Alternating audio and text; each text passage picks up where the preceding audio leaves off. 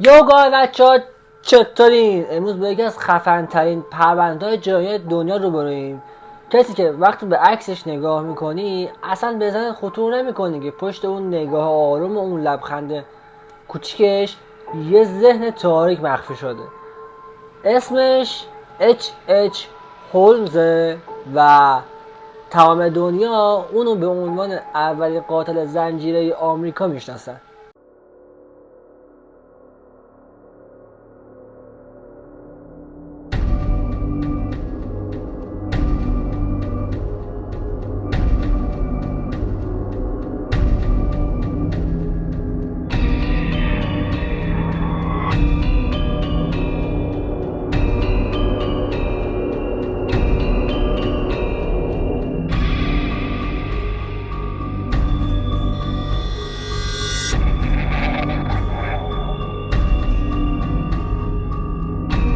اما چیزی که داستانش رو به یک کابوس بزرگ تبدیل میکنه جایی که ساخته.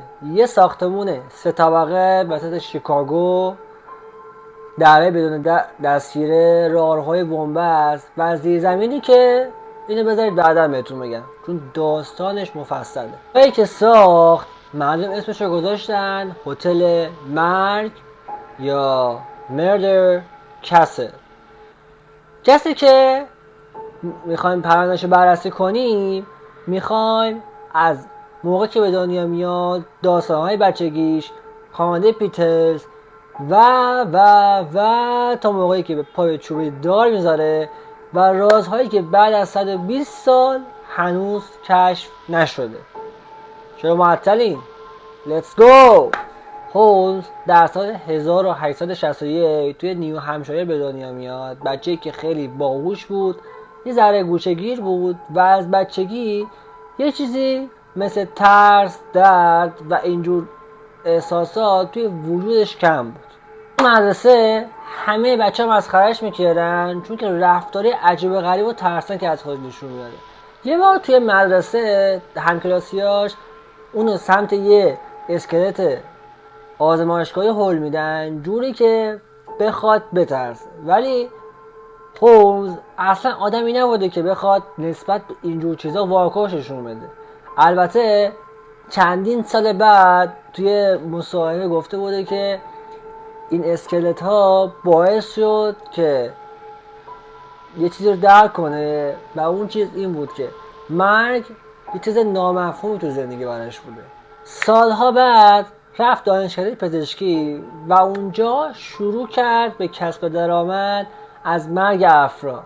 اون زمان تمام دانشجوهایی که توی دانشکده پزشکی کار میکردن و مشغول تحصیل بودن همشون نیازمند یه سری اسکلت، یه سری جسد برای انجام آزمایش‌ها و عملیاتی که بچه‌های رشته پزشکی انجام میدن.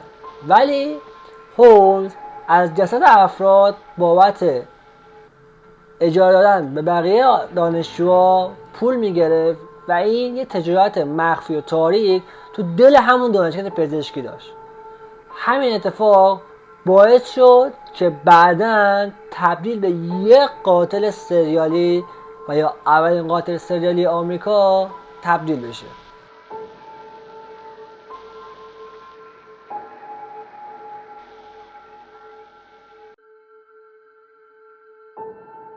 به طور خلاصه یه چیزی که بخوام بگم، هولمز اون زمان فهمید که میتونه از مردم پول در بیاره، کاری که اصلا هیچ احساسی نسبت به عملش نداشت و هر چقدر این کار رو انجام میداد براش لذت بیشتر داشت و دوست داشت هر روز اون کار رو انجام بده.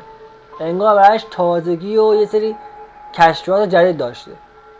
من که وقتی اصلا به یه جسد فکر میکنم واقعا بدنم مرغوب میشه، نمیدونم باید بترسم، فرار کنم یا اصلا گریه کنم. خودتون اینجا قاضی باشین. اوایل دهه 1880 هولمز وارد شیکاگو شد، شهری شلوغ و پر از فرصت و پر از آدمایی که میشد به راحتی ازشون سوء استفاده کرد و هولمز این روش رو خیلی ساده بلد بود. اولین کاری که هولمز توی شیکاگو انجام داد این بود که وارد یه داروخونه شد و درخواست کار کردن تو داروخونه رو داد. صاحب داروخونه یا همون دکتری که داروخونه رو تأسیس کرده بود خیلی از هولمز خوشش می اومد. چرا؟ چون هولمز یه آدم خیلی مؤدب، ساکت، خوش صحبت و کاریزماتیک بود.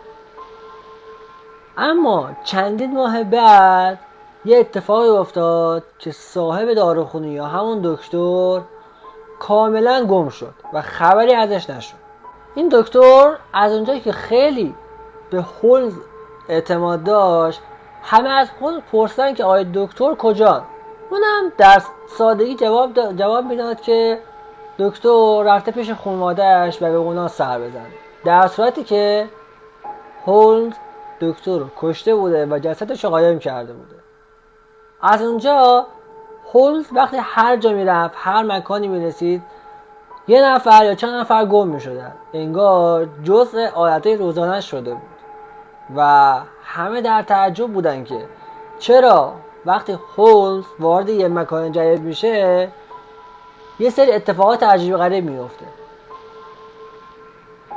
نمیدونم، غیب میکرده آدم ها رو، میخوردتشون جوری که اصلا نمیدونم. بریم سراغ ادامه بحث. اینجا یه ذره وارد نقطه تاریک پرونده میشیم. هولمز با پولایی که از کلاهبرداری، چگاه تقلبی و از چند تا زن فریب خورده یه سری پول جمع کرده بود، یه زمین خیلی بزرگ میخره و بعد از یه مدتی شروع به ساختن یه ساختمون 3 طبقه توی اون زمین میکنه. اونم نه هر ساختمونی، یه ساختمون تنظیم شده و مخفی. هولمز هر چند هفته یه بار پیمانکارا رو عوض میکرد، کارگرها رو اخراج میکرد، نقشه ها رو تغییر میداد، جوری که اصلا دلش نمیخواست کسی سر از کارش در بیاره یا بفهمه آقا توی این زمین داره چی ساخته میشه و قراره به چی تبدیل بشه. شاید بر سوال بیاد که چرا همه کارگرها رو اخراج میکرده، عوض میکرده، پیمانکارا رو تغییر میداده. چرا؟ چون هولمز قراره یه سری کارا تو این ساختمان انجام بده و تمام کسی که باید از این راه‌ها و درها و اتفاقی داخل این ساختمان میفته خبر داشته باشه کسی نیست جز H.H. هولمز یا دکتر قاتل داستان ما. وقتی کار این ساختمان تموم شد همه گفتن که واو چه ساختمون عجیبی ساخته. ساختمونی که نه پنجره داره، دراش از بیرون قفل میشه، یه هواکیچ خیلی بزرگ تو همه اتاقا هست، لوله های تاسیساتی که به زیر زمین ختم میشن، راهروهای بنبست، اتاقای مخفی و از همه مهمتر زیر زمینی که هیچ کس جز خود هولمز نمیدونست اونجا چه خبره. زیر زمینی که درش با چند تا معما باز میشد و اگر کسی میخواست وارد اون زیر زمین بشه باید یه سری معما حل میکرد که بتونه اون در مخفی رو باز بکنه که به تجهیزات و اون دستگاهایی که هولمز آدما رو توی زیر زمین شکنجه میده پیدا بکنه. واقعا ترسناکه. فرض کن رفتی مسافرت، یه هتل اجاره کردی، توی اون هتل پنجره نداره، نمیتونی نمای بیرون رو داشته باشی و هر راهروی که میری راهرو بنبسته، هیچ صدایی تو اتاق بغلی نمیرسه، هیچ کس محلت نمیذاره و هر شب یه سری زمزمه و یه سری حرفا، یه سری چیزا میبینی که دوست داری هر چیز زودتر از اون هتل خارج بشی ولی باز هم نمیتونی از هتل خارج بشی. انگار توی مسیر بی‌نهایت گیر کردی و هیچ کاری از دستت بر نمیاد تا زمانی که اونجا کشته بشی. واقعا ترسناکه. زیرزمینی که هولمز ساخته بود تبدیل شده بود به جایی که فقط خودش میدونه چه اتفاقی میفته، یه لابیرنت خصوصی که بعدها روزنامه ها از اون زیرزمین به اسم آزمایشگاه مرگ یاد میکنه. آزمایشگاهی که هولمز هر غلطی دلش میخواست توی اون زیرزمین میتونست انجام بده. هولمز وقتی هتل ساخت بعد افتتاحیه‌اش حسابی دنبال آدمایی گشت که برای کارمند شدن یا کار کردن توی اون هتل مناسب باشن. آدمایی که رابطه عاطفی با خود هولمز داشته باشن، تنها باشن، خانواده پشتشون نباشه و توی شهر غریب باشن و دنبال کار بگردن.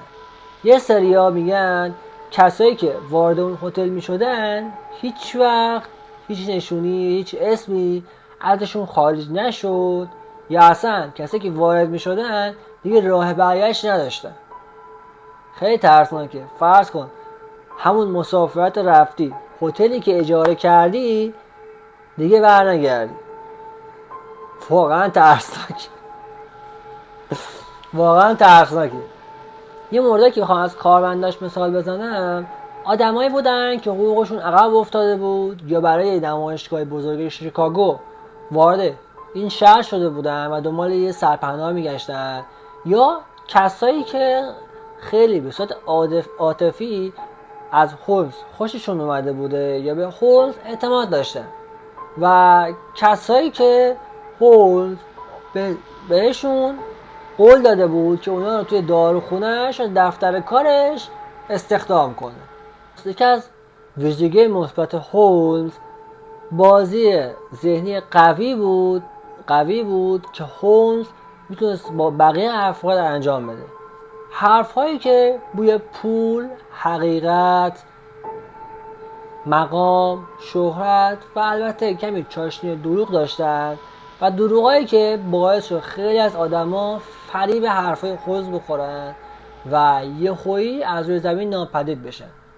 پلیس اوایل کار این ناپدید شدن‌های اتفاقی رو اصلاً قبول نمی‌کرد و نمیخواست پیگیر این داستان بشه.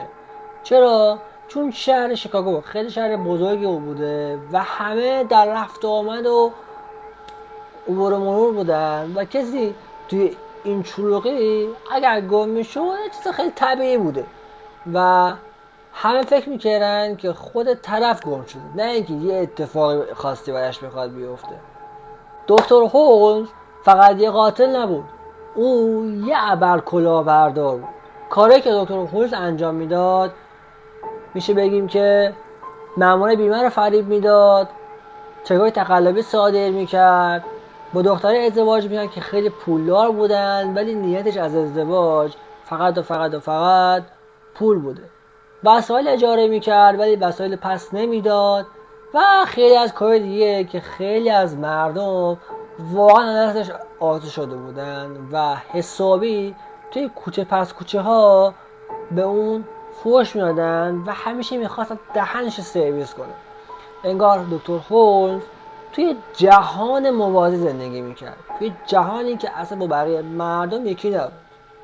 اگر تو بزرگترین قاتل سریالی دنیا باشی، اگر بهترین مبارز توی قفس باشی، اگر بهترین آدم روی زمین باشی، باز هم یه روز، یه لحظه، یه ثانیه، یه مکس کوتاه باعث میشه که تو بزرگترین اشتباهات انجام بدی و از اون چیزایی که هدفایی که داری عقب بمونی.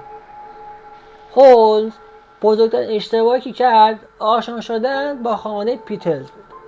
قرار بود که پیتلز شریک و بزرگترین حامی هولمز توی جرم و جنایتش بشه، ولی داستان از این منوال میشه که پیتلز یکی از بزرگترین قربانی ها توی پرونده دکتر هولمز به حساب میاد. هولمز و پیتلز یه نقشه حرفه‌ای طراحی کردن و نقشه از این قرار بود که پیتلز وانمود کنه که مرده یه جسد تقلبی به بیمه ارائه بدن و پولایی که از بیمه میگیرن اونا رو بالا بکشن. آره، توی نگاه اول نقشه خیلی ساده‌ان و میشه عملی کرد، ولی پیتلز نمیدونست که بله قرار نقشه عوض بشه و اینجوری میشه که پیتلز واقعا توی این داستان، توی این پرونده ناپدید میشه.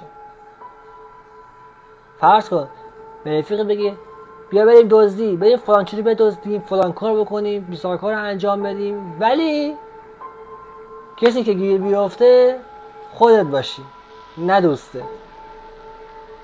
داستان ذره ذره ترسناک و مرموز میشه. شاید بعد سوال پیش بیاد که هولمز با خونه پیتلز چی کار کرد. زن پیتلز این باور داشت که پیتلز نمرده و یه جای پنهان شده. هولمز همین اطمینان همیشه به زن پیتلز میداد که دارن نقشه رو عملی میکنن و یک داستان از این منوال نبود. ولی هولمز هر روز پسرای یا بچه های پیتلز رو به شهر میبرد و این خانواده ماها دنبال هم میگشتن که بخواد همدیگر رو پیدا بکنه و هولمز از این فرصت استفاده میکرد که بخواد نقشش رو یک ذره به ذره عملی بکنه. زنی که برای تعریف کردم FBI اونو به عنوان یکی از مرموزترین و روان پریشان ترین پرونده های جنایی دنیا اعلام میکنه و همیشه اونو به عنوان یه شاکلید توی تمام پرونده های جنایی استفاده میکنه. در نهایت شرکت بیمه به رفتارهای دکتر هولمز مشکوک میشه و پلیسا رو وارد ماجرا میکنه. پلیسا شروع میکنن به دنبال کردن ردهای هولمز، ردهایی مثل هتل، خونه‌های اجاره که داشته، انبار، کارخونه و سفرهایی که بچه‌های هولمز میرفتن.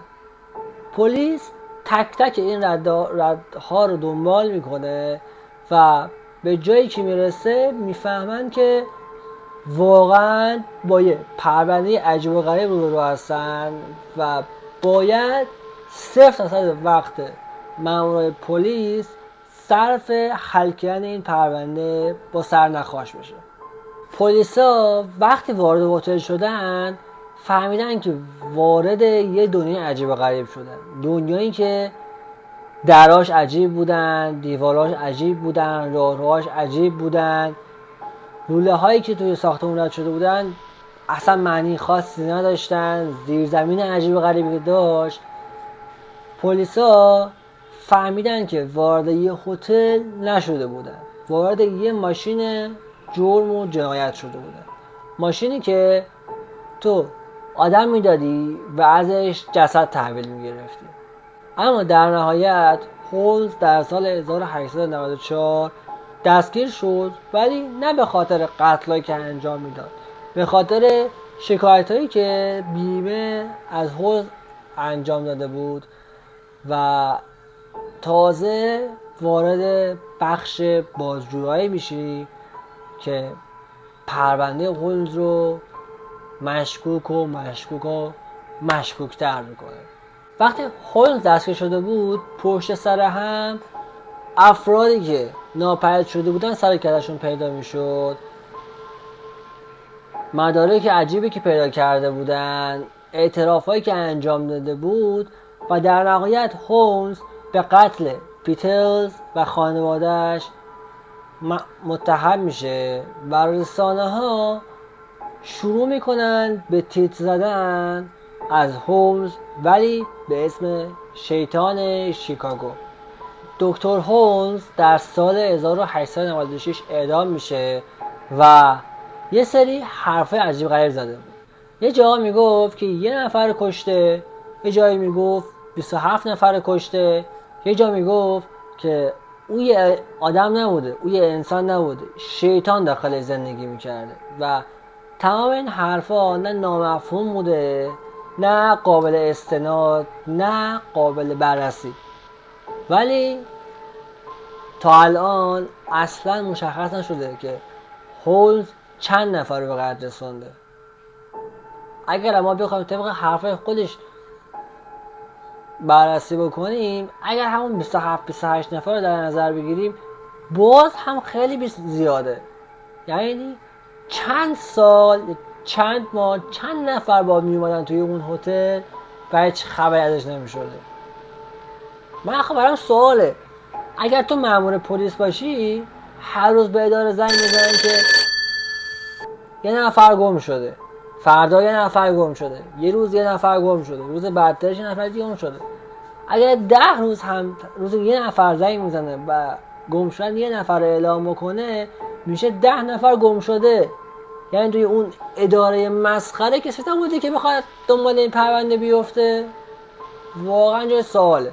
هر موقع هر کس پرونده دکتر هولمز رو میخونه به یه سری سوال بزرگ توی ذهنش پیش میاد که دکتر هولمز چرا همچین ساختمونی رو ساخته؟ آیا همدست دیگه هم داشته؟ آیا تعداد قربانی که اعدام شده همین تعداد هستن یا بیشتر هم میتونن باشن؟ و مهمتر از همه اعتراف ها و حرفایی که دکتر هولمز زده همشون واقعی هن یا خلافشون ثابت میشه؟ دوستان توی کامنت ها راجع به سوالا فکر بکنی و کامنت بذاری که راجع به این سوال نظرت چیه؟ اصلا راجع به دکتر هولمز نظرت چیه؟ فکر میکنی این روندی که انجام داده واقعیه یا یه چیز ساختگیه که بخواد مأمورها رو فریب بده؟ یه فکت جالب که بخوام بهت بگم اینه که سال 2017 اومدن قبر دکتر هولمز رو باز کردن و از جسدش دی ان ای گرفتن و این دی ان ای نشون داد که بله واقعا خودش بوده.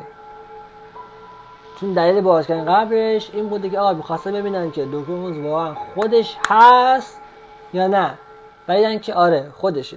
ولی رازهایی که توی پروندهش بود تا الان هنوز کشف نشده. به نظر من چیزی که تا الان کشف نشده بعدا هم کشف نمیشه. شاید 100 سال دیگه با امکانات دستگاهی پیشرفته‌ای که به وجود میاد. داستان اچ هولمز راجب یه دکتر نیست، راجب یه قاتل سریالی. داستانی که دروغ، فریب و بی‌احساسی مطلق توش موج میزنه. داستانی که شخص اولش از اعتماد مردم سوء استفاده میکنه و عجیب ترین ساختمونی که میسازه برای خود مردم استفاده میکنه. مرسی اگه تا اینجا کار ویدیو رو تماشا کردی. لایک، کامنت و سابسکرایب یادت نره و دوست دارم توی کامنت ها بهم بگی که اگر از این پرونده خوشت اومد توی کامنت بگو که قسمت بعد بریم سراغ چه پرونده خفنی. بریم راجع پرونده زودیاک، جان یک قاتل یا یک سلبریتی که هممون باش خاطره داریم ولی نمیدونیم پشت پرده داستانش چیه. یا اگر خیلی دنبال پرونده‌های جنایی ایرانی هستین اسمشون توی کامنت ها برامون کامنت بذارین تا پرونده ها رو با هم بررسی کنیم و ببینیم که داستان از چه قراره، کی شیطانه کی فرشته. منتظر ادامه قسمت های بعدی باشیم. پیس اوت.